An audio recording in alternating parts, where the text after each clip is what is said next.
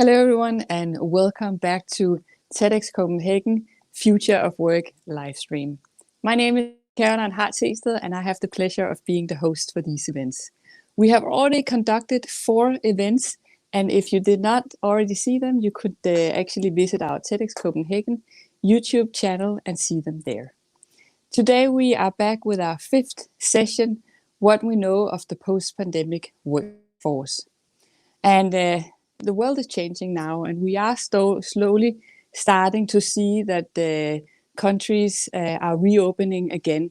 And not only in Denmark, but also other parts of the world, we see that the workforce is slowly getting back to the workplaces.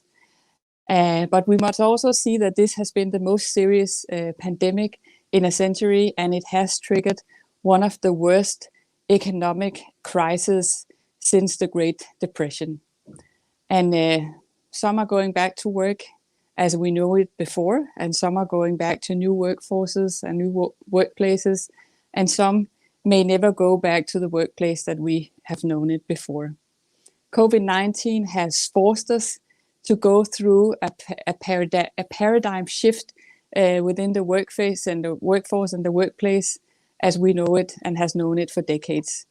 So we have been used to going into the in-office traditional workplace.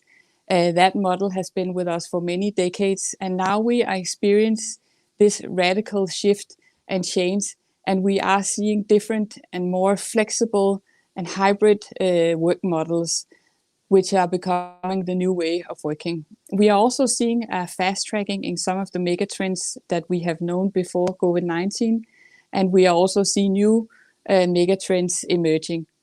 And today, this is something that we will be looking into. How has the COVID-19 affected the key megatrends shaping the future of work?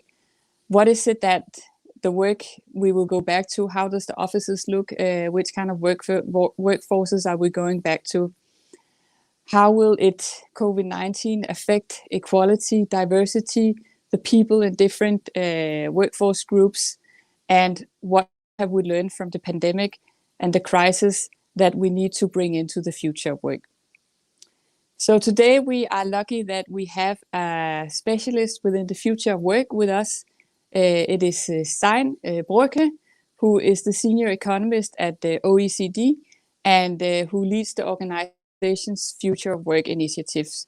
Stein is also currently in charge of a new research program looking at the impact of artificial intelligence on the labor market, and he has luckily accepted the invitation to talk about what we know of the post-pandemic workforce. So let's invite Stein to our studio here at Matricle 1 in Copenhagen and see if he's with us virtually. Good Hello. afternoon, Stein. How are you? I'm good. How are you, Caroline? Good to see you. And I think, Stein, you're calling in from Paris? Just outside Paris, that's right. Just outside Paris. And Stein, you have been working for quite some years for OECD, looking into the future of work, and now also having to take in the fact that we have been affected by this pandemic, which may or may not, this is what we will hopefully get you to talk about, has affected the megatrends as we know them. So if I can ask you the first question, how has COVID-19 affected the key megatrends shaping the future of work? I think it's very mixed, really. I think on the one hand, one of the big trends that we were talking about even before COVID-19 was digitalization. You know, how new technologies were changing the way we work, how it was driving automation, how it was resulting in skills changes, how it was behind a process that we called labor market polarization. So we had a fall in the share of middle skill jobs. So these were people often with secondary education doing jobs with a very high share of routine tasks that could be automated. I think what COVID-19 has shown us is how important digital technologies are and how much we rely on them.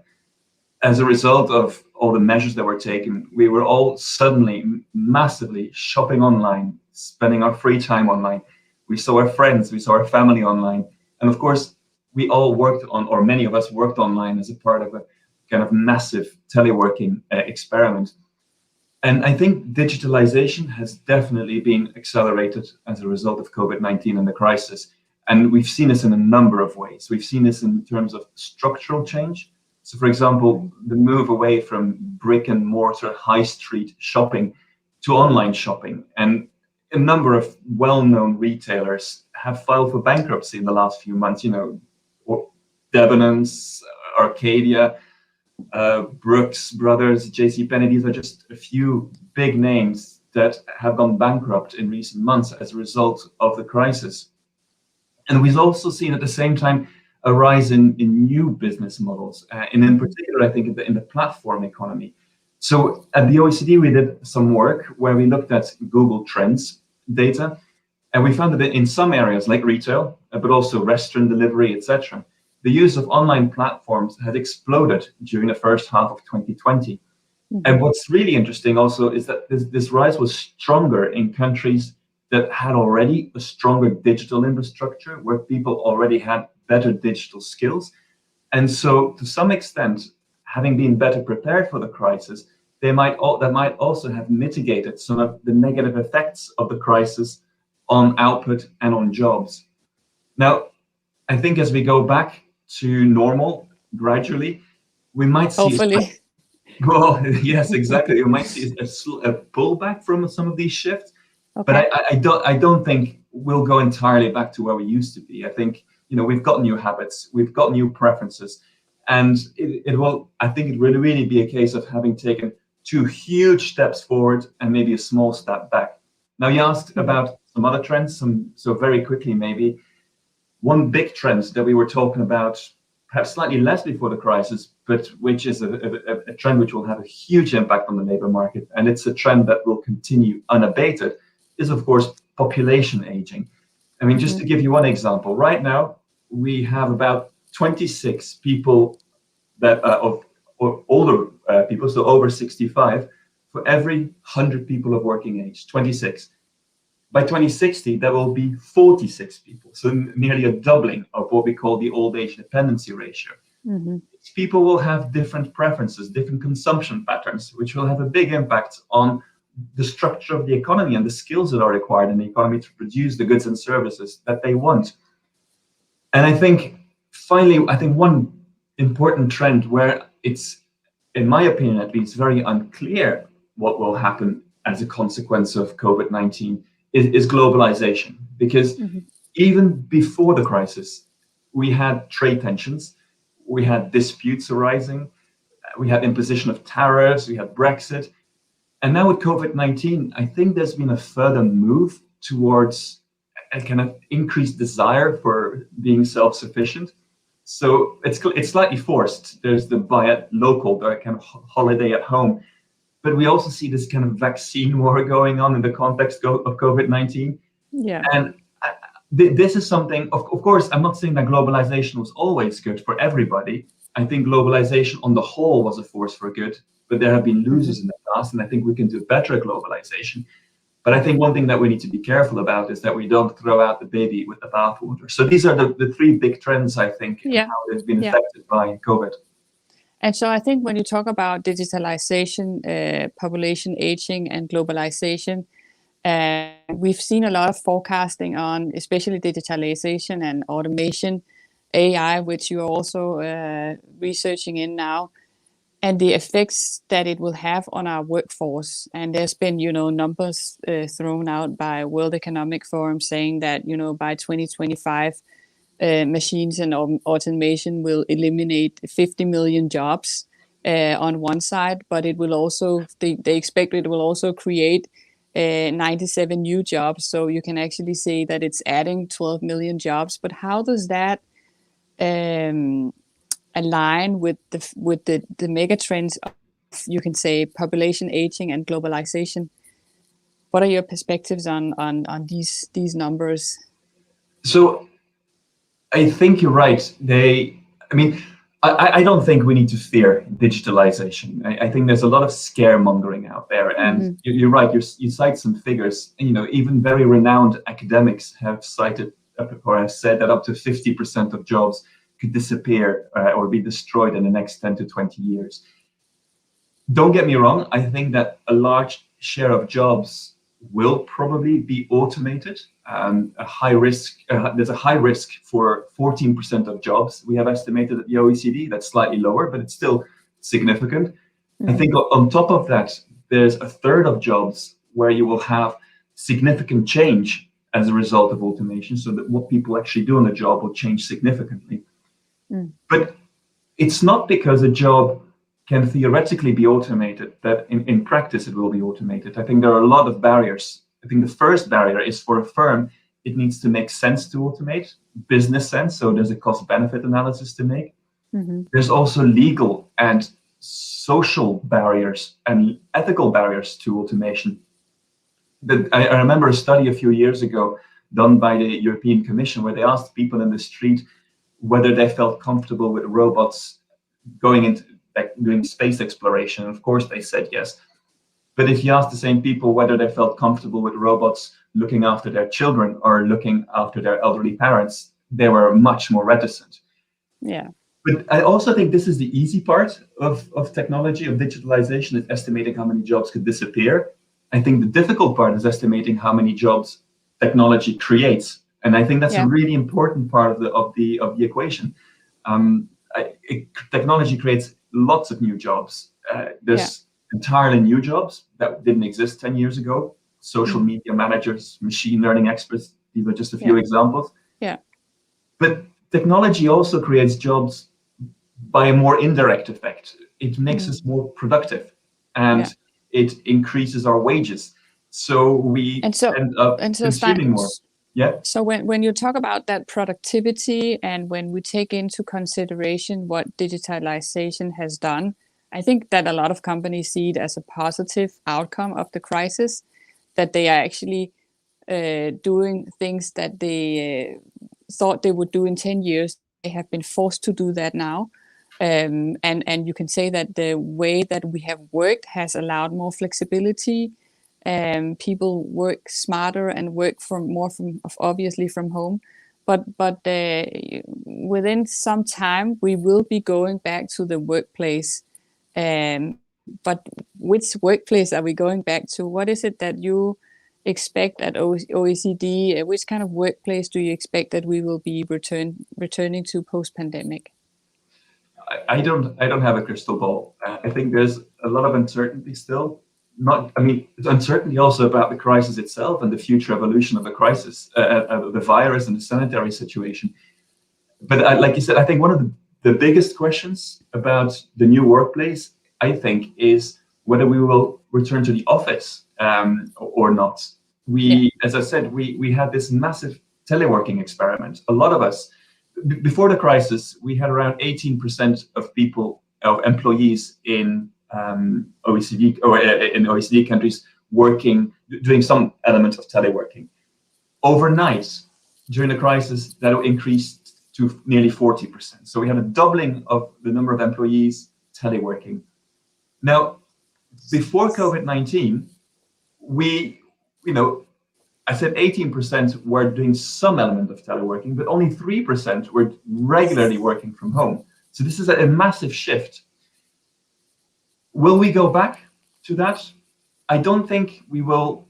First of all, I don't think we will telework at the rates that we saw at the peak of the crisis. I think that's unlikely. But will we go back to where we were before? I doubt it. And I think there's a number of reasons to doubt that.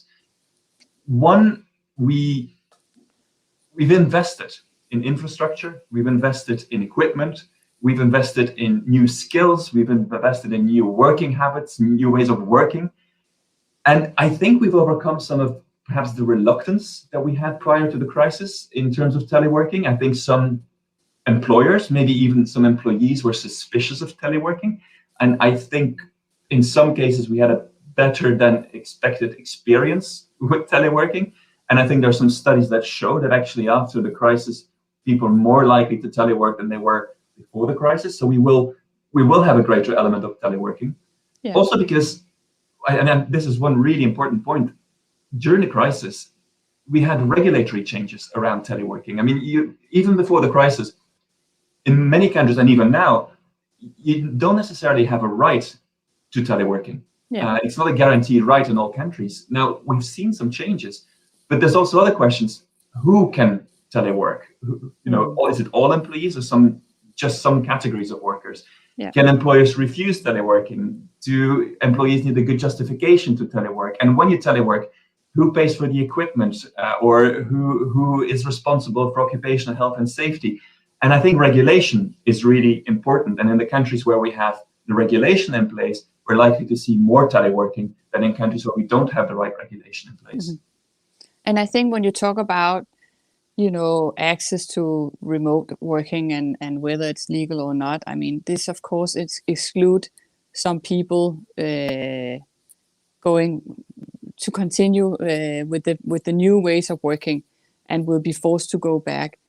And I think that, when we look overall on the workforce, we can see that there are some work groups that have been more affected than others. And I know that you have also looked into data on specific or different generations and also gender equality. Can you elaborate a little bit on how they have been affected on the crisis and how they can then return to where they were before? Yeah, I think you're very right. I think that the crisis has been, or the impact of the crisis has been very uneven. I think you see that particularly by some sectors being much more hardly hit than other sectors. So, for example, the service sector, and in particular, I think accommodation, food services, these are sectors that have been extremely hardly hit by the crisis. And what we also know is that in those sectors, you have a concentration of certain socioeconomic groups. So just to give you an example, 50% of low-educated workers were working in these heavily affected sectors compared to just 20% of highly educated workers. And if you look at people in highly paid occupations, their hours of work are pretty much back at where they were before the crisis. But if you look at low-paid occupations, the hours worked are still significantly lower than what we saw at the end of 2019, before the crisis hit. And what's interesting is that this loss in hours worked is primarily through people actually losing their jobs. And yes, there could be a rebound, but it's unclear at this stage when this rebound will be. And if the rebound doesn't come very quickly, and even if we keep the current support measures in place, up to a third of firms in those hardly hit sectors could have trouble, could be in distress as a result of what's happening. And so people might lose their jobs even more than what we've seen so far. Yeah. So what is needed? I think, Caroline, what's really important is, first of all, the sectors that are hardly hit, make sure that we still have the support measures for these occupations and these sectors. I think that's really important. But also, then this might be part of a longer-term shift in the economy, and new opportunities, job opportunities, will arise elsewhere. And what's really important in terms of helping these groups is to make sure that we help them transition to these new opportunities. Yeah. So it's about giving them social protection. It's about investing in the skills that are necessary to grab these new opportunities that will arise. And I think that what we're seeing, at least in Denmark, is that the reopening also comes a little bit suddenly as a surprise, or there's a gap in the jobs that existed before, and they don't exist anymore. So finding a shift, for example, here in Copenhagen right now is almost impossible, because they have been, as you were saying, given other opportunities and had maybe upskilled or reskilled and have go into other industries. So that's suddenly creating another problem that we did not expect. But I want to end up asking you, based on the fact that we have been in this crisis for more than 1 year, what do you think has kind of been the key learnings, and what is it that we should bring into the future as we return to the workforce, and what should we kind of leave behind? So I think I'll pick up on the argument about, or the story around teleworking. I think we've learned something during the crisis about teleworking, what works and what doesn't work, and that teleworking isn't necessarily bad, that we shouldn't be worried about it, and that it can offer a lot of new flexibility. So I hope part of that stays. I think the word flexibility is really important in terms of how people work. It's not just about where you work, so whether you telework, but I think associated with telework, what we've seen is that people can be flexible in when they work as well, in their hours. And I think that has been particularly appreciated by some groups who have perhaps more challenges in the labor market, like women, for example. And I think they appreciate this flexibility. And I think you asked about gender earlier on, and I realized I haven't really answered that question. And I don't think men or women have been affected differently in terms of job loss. I don't think that is really the issue. What we have seen to some extent is differences in how much of unpaid work they've taken on. So, for example, with school closures, how much they've taken care responsibilities they've taken on for children.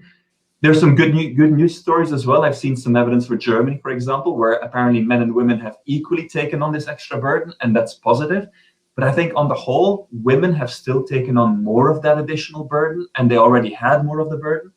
And I think this is something that was quite, in a way, shocking from the crisis. And I hope we've learned from that there's still significant barriers in the workforce for women to fully participate in the labor force. And I hope we managed to overcome this by the lessons we've learned about teleworking and working flexibly. And if you're a manager, I think it's really important in this post-COVID world of work to remember that flexibility, to remember that teleworking and that it can be good. And I think what's really critical there is that it comes down to trust to a large extent. It's about trusting your workforce and building that trust. And one thing that I worry about is, I work on artificial intelligence at the moment, and there are lots of new tools that are arising that monitor working. And I don't think that's necessarily the right way to go, because these kind of tools can be very intrusive. I think it's about human relations in the end and building trust between workers and managers. And I hope that's the post-COVID world that we will see. Yeah. And I think that was a really good bridge to our next session, Stein, which is around profiling our future leader, the new skill set. And I think what you're talking about, the flexibility and trust, is definitely something that we will touch upon at our 6th session, which will happen on May 11. And so with that, I want to say a big thank you to you, Stein, for taking time to talk with us and share all your great insights. I want to thank the amazing TEDx Copenhagen team and, of course, Matricle 1 for having our studio here. And thank you to all of our followers for joining us. And remember that you can still see some of the other sessions at our TEDx Copenhagen YouTube channel. So until next time, have a good time and see you. Bye.